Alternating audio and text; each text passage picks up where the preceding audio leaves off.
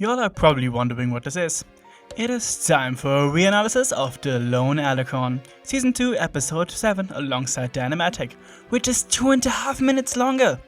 And I gotta say, these 2.5 minutes make it seem a lot fuller.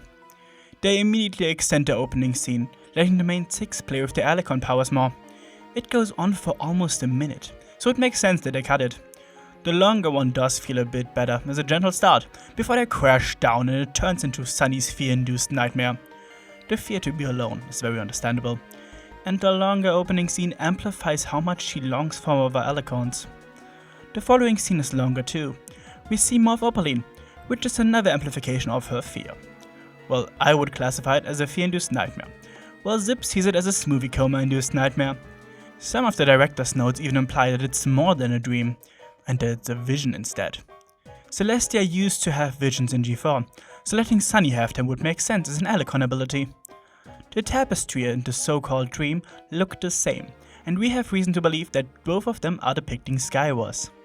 It was a specific client request to make them the same, which makes this theory hold more ground.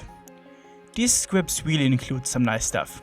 They even include a line confirming that Opaline is still stuck in the tree, that Sunny basically feels that she will come back, and that her time is not over. If you want to read that yourself, check out the torrent or the C-file download. Now, we come to something I'm glad they cut. They planned a long cutie mark magic speech, but cut it down to one-liners. I believe that the writers were pushed from above to include these speeches, so removing it doesn't take away from the writers' vision of the episode. What does take away from the vision is them cutting some of the castle exploration scenes. I would have loved to see more of the castle, and especially more of the death traps. It gives the castle and Opaline more character, as well as removes the overly quick pace. There are only a few more differences. Before they discover the tapestry, they find a selfie album of Opaline. She is really in love with herself. Her ego is so big and it's so fun to see.